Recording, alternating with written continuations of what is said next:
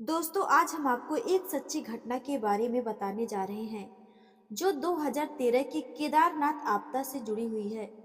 उस हादसे के बाद यूपी के एक परिवार में एक बच्चे का जन्म हुआ। इस घटना के बारे में जिन जिन लोगों को पता चला वह लोग भी बिल्कुल भौचक्के रह गए। लोगों ने कहा, ऐसा कुछ नहीं होता है। लेकिन यह घटना आज आपके भी रोंगटे खड़े कर देने वाली है और आपको भी भरोसा हो जाएगा। चलिए घटना की शुरुआत करते हैं। दोस्तों, यूपी में प्रतापगढ़ के एक गांव में जयप्रकाश शर्मा अपने परिवार के साथ रहते थे और उनका परिवार महादेव का बहुत बड़ा भक्त था। उनकी एक पत्नी और उनका 7 साल का बच्चा था। तो जयप्रकाश शर्मा और उनकी बीवी महादेव के बहुत बड़े भक्त थे। बात है 2013 की।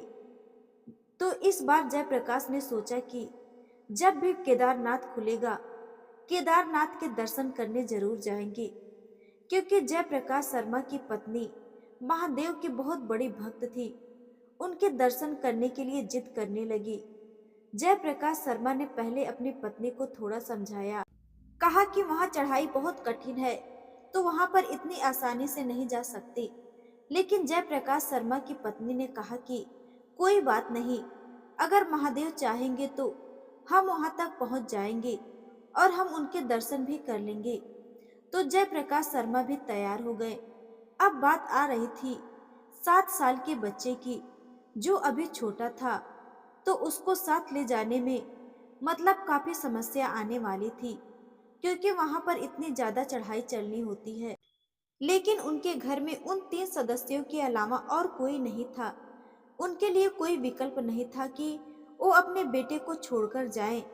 इसलिए उन लोगों ने फैसला लिया कि वह तीनों लोग केदारनाथ के दर्शन के लिए जाएंगे। और यह कोई जून का महीना था। जून के महीने में वह लोग केदारनाथ के दर्शन के लिए निकल गए। वहां से बस पकड़ी और लगभग एक रात का पूरा सफर तय करते हुए दूसरे दिन वह लोग केदारनाथ पहुंच गए। अब जब वह सब केदारनाथ पहुंचे तो देखा वहां का मौसम खराब है। जून का महीना तो चल ही रहा था, तो काफी बारिश हो रही थी। सभी लोग सोच रहे थे कि बारिश का मौसम है तो बारिश चल रही है, कोई बात नहीं। लेकिन यह बात किसी को पता नहीं थी कि वह एक सामान्य बारिश नहीं थी। वहां पर भयंकर तूफान भी आ रहा था। तूफान के साथ बारिश भी हो रही थी। यह बात है 15 जून की रात को। जयप्रकाश शर्मा और उसके परिवार ने महादेव के दर्शन कर लिए और वह लोग अपनी धर्मशाला में रुके हुए थे। और वहां पर धर्मशाला में उन्होंने अपने बच्चे को खिला पिलाकर सुला दिया और शाम के समय वह दोनों आसपास घूमने के लिए निकल गए। और उसके बाद जब शाम को बाहर गए तो शाम का माहौल वहां पर कुछ अलग ही था। भयंकर तूफान आ रहा था, बारिश हो रही थी, उधर बादल कड़क हो रहे थे। यह सब देखकर उनको थोड़ा सा डर तो लग रहा था। लेकिन उन्होंने सोचा कि यह पहाड़ी क्षेत्र है, यहाँ तो ऐसे ही मौसम होता है, तो कोई घबराने की बात नहीं है। लेकिन थोड़ी ही देर में कुछ ऐसा हुआ जिसकी वजह से वहां पर रह रहे सभी लोगों के होश उड़ गए। भयंकर आवाज में मंदाकिनी नदी पहाड़ों की चीरती हुई केदारनाथ की तरफ आने लग गई। क्योंकि जयप्रकाश शर्मा और उनकी पत्नी बाहर थी, तो उनको थोड़ा पहले अंदाजा लग गया कि यहाँ पर कुछ बुरा होने वाला है। मंदाकिनी नदी केदारनाथ की तरफ आ रही थी, तो जयप्रकाश की पत्नी टूरिस्ट धर्मशाला की तरफ भागी। लेकिन वहां पर इतनी भगदड़ मच चुकी थी, कोई समझ नहीं पा रहा था कि क्या करे। जयप्रकाश ने सोचा वह धर्मशाला में अपने बच्चे को बचाने के लिए नहीं जाएंगे, क्योंकि वह धर्मशाला केदारनाथ के बहुत ही पास थी। और अगर जब तक वह अपने बच्चे को बचाने के लिए वहां जाएंगे, तब तक धर्मशाला भी नदी की चपेट में आ चुकी होगी। तभी जयप्रकाश शर्मा ने अपनी पत्नी को पकड़ा और उसके बाद अपनी पत्नी को लेकर वह ऊपर पहाड़ की तरफ भागे, ताकि वह वहां पर अपने आप को सुरक्षित कर सके। पहाड़ के ऊपर जाकर जयप्रकाश शर्मा और उनकी पत्नी सिर्फ नजारे ही देखते रह गए, हाथ पर हाथ धर के बैठे ही रह गए। वह वहां पर कुछ नहीं कर पाए। उनकी आंखों के सामने धर्मशालाएं गिर रही थी, बह रही थी, लोग बह रहे थे, वह कुछ नहीं कर पा रहे थे। उनमें से उनका बच्चा भी कहीं खो गया था। उनकी पत्नी बहुत रोई, लगातार रोती रही, क्योंकि उनका बस एक ही बेटा था। वे लोग बिना कुछ खाए पिए वही पहाड़ पर बैठे रहे और कुछ लोग और भी वहां पर थे। उनके पास ना तो कुछ खाने को था, ना तो कुछ पीने को। जब 2-3 दिन बाद भारत सरकार की रेस्क्यू टीम वहां आई, तब वहां के सब लोग अपने अपने घरों को जा पाए। अपने घर पर जाने के बाद जयप्रकाश शर्मा की पत्नी, जो वह काफी बीमार सी रहने लगी, वह सिर्फ बैठी रहती थी और हमेशा अपने बच्चे के बारे में सोचती रहती और धीरे धीरे बच्चे के बारे में सोचते हुए ना कुछ खाती थी ना कुछ पीती थी। जयप्रकाश शर्मा भी इस स्थिति से काफी मुश्किल से निकल पाए थे, पर धीरे धीरे उन्होंने अपना काम करना शुरू कर दिया था। लेकिन उनकी पत्नी इस सदमे से बाहर नहीं आ पा रही थी, क्योंकि कुछ सही नहीं लग रहा था। उनकी पत्नी की हालत दिन ब दिन खराब होती जा रही थी।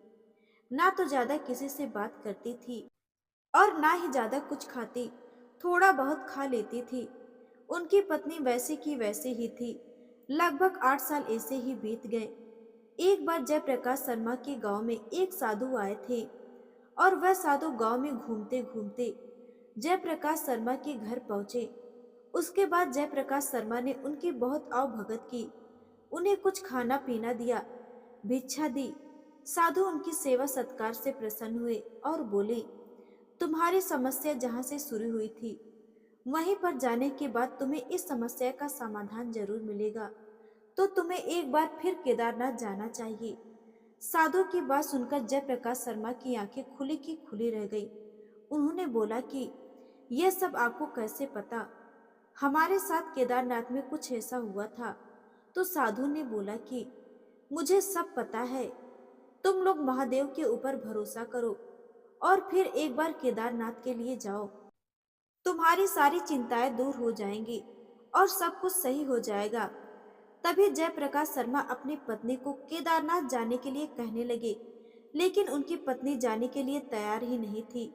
उनकी पत्नी ने बोला कि महादेव ने मेरे बच्चे को छीन लिया, तो कैसे फिर मैं वहां चली जाऊं?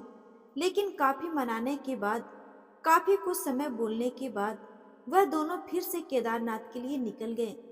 उसके बाद वह दोनों केदारनाथ पहुंच गए।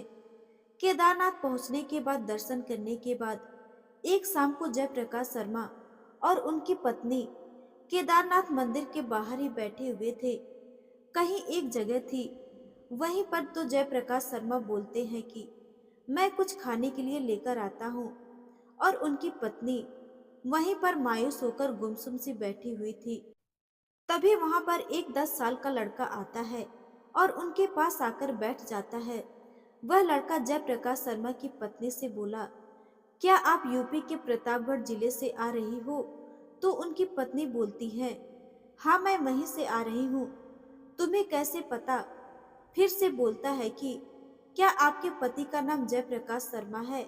वह बोली, हाँ मेरे पति का नाम जयप्रकाश शर्मा है, लेकिन तुम्हें यह सब कैसे पता? तो जयप्रकाश शर्मा की पत्नी के पूछने के बाद वह कहता है, मेरा नाम आयुष है। आयुष उसके 7 साल के बेटे का नाम होता है, जिसकी आपदा में मौत हो चुकी थी। तो जयप्रकाश शर्मा की पत्नी पूछती है कि कौन आयुष? बोलता है कि मैं आपका बेटा हूँ। 2013 में मैं यही नदी में बह गया था।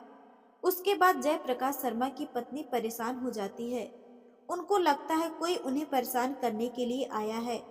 तो जयप्रकाश शर्मा की पत्नी जयप्रकाश शर्मा को बुलाती है और कहती है, देखो ना मुझसे कैसी फालतू की बातें कर रहा है, कुछ भी बोले जा रहा है। जयप्रकाश शर्मा बोले कि कौन हो बेटा तुम, क्या बोल रहे हो?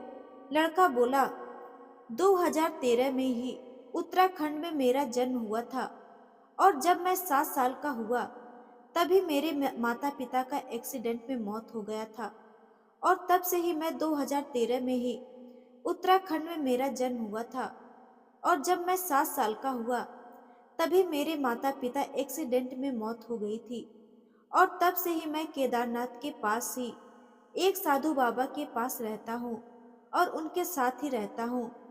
तब उन लोगों ने उस लड़के से काफी देर बात की और उस लड़के ने बिल्कुल वही चीज बताई जो आयुष करता था, जहां आयुष रहता था। आयुष क्या करता था, यह सब सुनकर जयप्रकाश शर्मा सोच में पड़ गए। यह कैसे संभव हो सकता है कि मेरा बेटा फिर से जन्म लेकर यहाँ पर मुझे मिल चुका है। उसके बाद वह तीनों साधु बाबा के पास जाते हैं, जिनके पास वह लड़का रह रहा था। तब भी जयप्रकाश शर्मा उन साधु बाबा से पूछते हैं कि यह सब क्या है बाबा। तो साधु बाबा बोलते हैं कि महादेव ने आपके बेटे को छीना था, क्योंकि आप महादेव के बहुत बड़े भक्त थे, महादेव की पूजा करते थे, तो इसलिए उन्होंने आपके बेटे को फिर से लौटा दिया है। यह आपका ही बेटा है और इसका पूर्ण जन्म हुआ है। सारी बातें सुनकर जयप्रकाश शर्मा और उनकी पत्नी मानो उनकी खुशी के ठिकाने ही नहीं थे। वह बहुत ज्यादा खुश हुए और उन दोनों ने अपने बच्चे को गले से लगा लिया और उसके बाद साधु बाबा से इजाजत ली कि क्या मैं आयुष को अपने घर ले जा सकता हूँ। साधु बाबा ने उसके बाद उनको इजाजत दे दी और कहा, यह तो आपका ही बच्चा है, महादेव ने इसको वापस करने के लिए बोला है, तो आप इसको ले जाएं।